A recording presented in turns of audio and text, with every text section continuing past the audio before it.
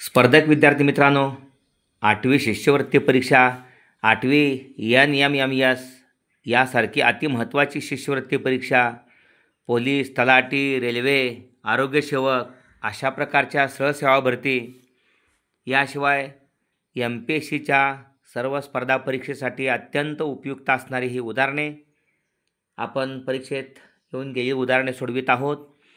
प्रश्न आहे, दोन समांतर रेषांना एका छेदिकेने छेदले असता संगत कोनाच्या किती जोड्या तयार होतात? या ठिकाणी या दोन समांतर रेषांना या छेदिकेने छेदले असता संगत कोन 1 आणि 2 ही पहिली जोडी, 2, 3 आणि 4 ही दुसरी जोडी, पुन्हा एकदा 1 आणि 2 ही पहिली जोडी, 3 आणि 4 दुसरी जोडी, या ठिकाणी 5 आणि 6 ही तिसरी जोडी, 7 आणि 8 ही चौथी जोडी, एकूण संगत कोणाच्या 4 जोड्या असतात. पुढचा प्रश्न आहे, जर एका त्रिकोणाचे 2 कोन व त्यांच्या समाविष्ट नसलेली एक बाजू हे दुसऱ्या त्रिकोणाचे संगत कोन आणि त्यांच्या समाविष्ट नसलेली संगत बाजू यांच्याशी एकरूप असतील तर ते दोन त्रिकोण कोणत्या कसोटीनुसार एकरूप असतात?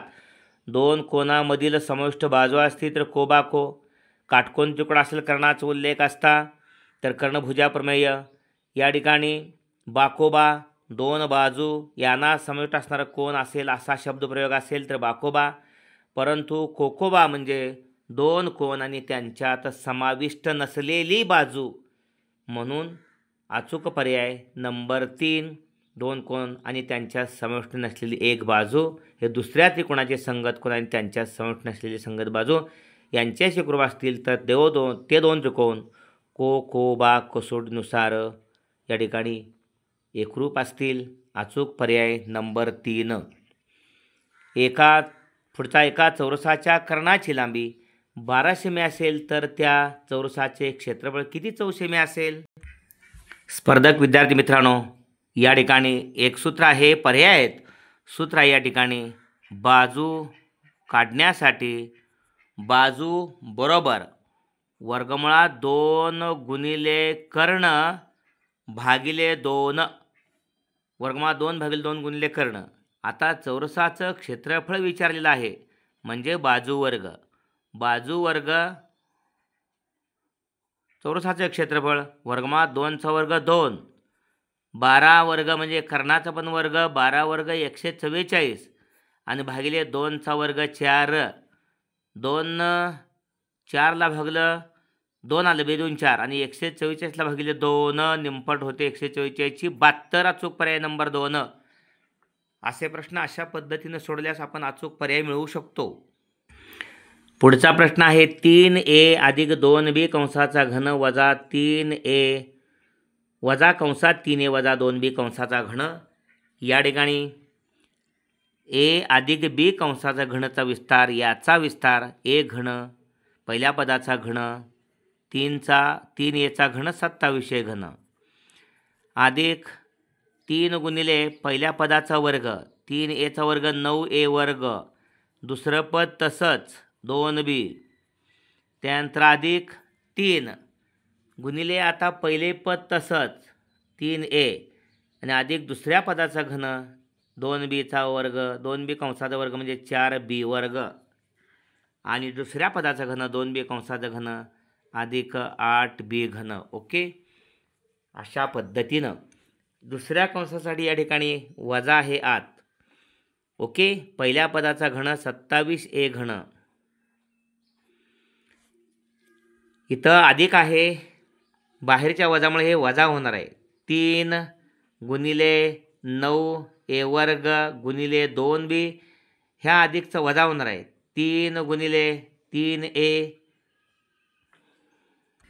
गुणिले हे 4b वर्ग हे सुद्धा अधिक बाहेरच्या वजामुळे वजा होणार आहे, वजा 8b घन. समजा हे वजा चिन्ह आपण बाहेर तसे ठेवलं, हे वजा चिन्ह दुसऱ्या पदाचं वजा चिन्ह a वजा b कंसाचं घन, पहिल्या पदाचं घन 27a घन, आता वजा आहे a वजा b कंसाचं घन, विस्तार आहे a घन वजा 3a वर्ग b अधिक 3ab वर्ग वजा b घन अशा पद्धतीने दुसरं वजा चिन्ह आहे. 3 गुणिले पहिल्या पदाचा वर्ग 9a वर्ग गुणिले दुसरं पद तसंच 2b अधिक सूत्रात मध्ये आहे अधिक या ठिकाणी 3 गुणिले पहिलं पद तसंच इथं 3 गुणिले 3 आहे दुसऱ्या पदाचा वर्ग 4b वर्ग वजा दुसऱ्या पदाचं घन 8b घन. आता या वजामुळातली चिन्ह बदलायचे. वजा 27a घन इथं अधिक 9 त्रिक 27 हे असू दे आहे असं असू दे. ओके. आत अधिक 27 गणच या वजामुळं वजा झालं. आतमध्ये वजा आहे या वजामुळे अधिक झालं. आतमध्ये इथं अधिक आहे या वजामुळे वजा झालं. शेवटी ह्या वजाचं बाहेरच्या वजामुळे अधिक झालं. या ठिकाणी 9 त्रिक 27 इथं 9 त्रिक 27 अधिक आहेत. 9 त्रिक 27 अधिक 27 आणि इथं 54 आहे. 27 दुनी 54 9 त्रिक 27 दुनी 54 a वर्ग b. इथं पण 9 त्रिक 27 दुनी 54 a वर्ग b 54 a वर्ग b 54 a वर्ग b 108 a वर्ग b अधिक 8b घन अधिक 8b घन 8b घन अधिक 8b घन. आपण उत्तर मिळवू शकतो. आता इथं मात्र अधिक 3 गुणिले 3 a गुणिले 4b वर्ग इथं वजा आहे त्यामुळे अधिकला वजा गेले निघून. पहिलं पण अधिक 27 गणाला वजा 27 गण गेले. 54 a वर्ग b अधिक 54 a वर्ग b 108 a वर्ग b 8b घन अधिक 8b घन 16b घन. ओके. 108 a वर्ग b अधिक 16b घन अचूक पर्याय नंबर 2. हा अचूक पर्याय नंबर 2. ओके. हे नंतर पुन्हा आणि एकदा तुम्ही व्हिडिओ पाहत असताना व्हिडिओ थांबवून या ठिकाणी पहा. ओके. सूत्रात अचूक वापर केला आहे. पुढचा प्रश्न आहे 13/99 या परिमेय संख्येचे खालीलपैकी दशांश रूप कोणते आहे. 13/99 आहे म्हणून या ठिकाणी अचूक पर्याय 0.13 त्याच्या डोक्यावरती 12 आहे आडवी रेषा. ओके. म्हणजे 13 पुन्हा येते. हा भागाकार या ठिकाणी 13ला 99 भाग जात म्हणून 0 घेतलेला आहे. 99 1 99 130 म्हणून 99 गेले पुन्हा 31 वरले पुन्हा 0 घेतले 310 झाले. इथं 99 त्रिक 297 पुन्हा 13 उरले म्हणजे 13 पुन्हा येते म्हणून 0.13 12. याच्यापेक्षा 3 वेळा 999 असेल तर या ठिकाणी 3 संख्या झाल्यानंतर ही आडवी रेषा बार येणार आहे. 9999 छेदस्थानी असेल तर या ठिकाणी 4 संख्या झाल्यानंतर या ठिकाणी बार येणार आहे. ओके. त्यानंतर पुढचा प्रश्न आहे x बरोबर 2चा वजा 1 आणि y बरोबर 2चा वजा 2. या ठिकाणी x अधिक y ची किंमत विचारलेली आहे. x अधिक y बेरीज करताना 2चा वजा 1 हा धन करताना 1/2 होणार. 2चा वजा 2 हा धन करताना 1/2चा वर्ग होणार. 1/2 तसंच अधिक 1/2चा वर्ग 4 1/2 अधिक 1/4 छेद सारखा नाही तिरकाच गुणाकार 4 1 4 2 1 2 4 2 6 छेदस्थानी 8 4 9 6/8 6/8ला 2 वरती खाली भाग जातो 2 3 6 2 4 3/4 म्हणूनच अचूक पर्याय नंबर 1 आहे. ओके. या ठिकाणी पुढचा प्रश्न आहे 19,683 या संख्येचे घनमूळ किती. या ठिकाणी हे पर्याय आहेत. अचूक पर्याय निवडत असताना या ठिकाणी 3 संख्या आहेत. तिथं प्रथम घनमूळ काढायच्या म्हणून शेवटच्या 3 संख्या 683 आहे. त्याचं एकक स्थान 3 आहे. या ठिकाणी एकक स्थान 3 आहे. कोणत्या संख्येचा घन केला असता एकक स्थान 3 येते तर या ठिकाणी 3 त्रिक 9 त्रिक 27 3चा घन केला तर या ठिकाणी 7 मिळतं. इथं 33 आणि 23 त्यामुळे डिवार झाली. 7चा घन या ठिकाणी केला तर शेवटचं संख्या 3 येते. 7चा घन केला 343 येते म्हणजे 3 येते. त्यामुळं 27 किंवा 17 अचूक पर्याय आहेच. परंतु 19 हा कोणत्या संख्येचा घनपेक्षा लहान कोणती संख्या आहे. आता या ठिकाणी 2 आणि 1 आहेत दशक स्थानच्या. 1चा घन 1 येतोय 19 पेक्षा खूप मागं राहतोय. हा 2चा घन 2चा घन 2 2 4 2 8 येतो आहे आणि 3चा घन 27 येतो आहे. 19च्या पुढे जातो म्हणजे 2. ओके, म्हणून 27. 27चा घन केला तुम्ही तर 19,783 येतो आहे. अशा पद्धतीनं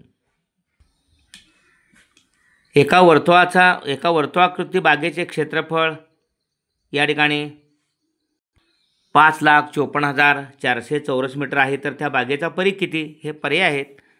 प्रथमतः आपण या ठिकाणी त्रिज्या काढली पाहिजे क्षेत्रफळावरून. त्यामुळे वर्तुळाचे क्षेत्रफळ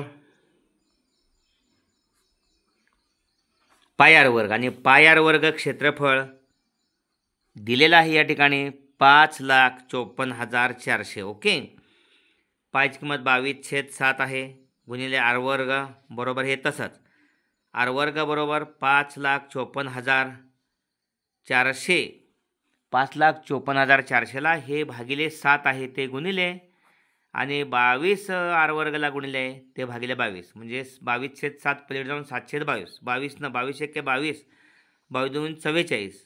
55मधनं 44 उरले 11. 22 पंचे 10 गौदर्शे 114मधून 110 गेले 4 उरले 44 गेले 22 2 44 आणि ह्या 2 शून्य 25,200. आर वर्ग बरोबर 7 2 7 0 0 7 0 0 7 2 14ला 4 हाच्याला 1 7 5 1 36ला 6 3 7 2 14 आणि 3 1764. त्याच्यावर 2 शून्य 1,17,400. आता आर वर्गचं वर्गमूळ आर 1764चं वर्गमूळ काढताना या ठिकाणी एकक स्थान 4 आहे.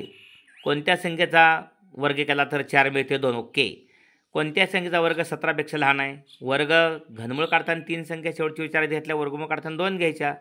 एकक स्थान 4 आहे. आता 17 राहिली संख्या म्हणजे 2चा वर्ग 4 3चा वर्ग 9 4चा वर्ग 16 आणि 5 घेतलं तर 5चा वर्ग 25.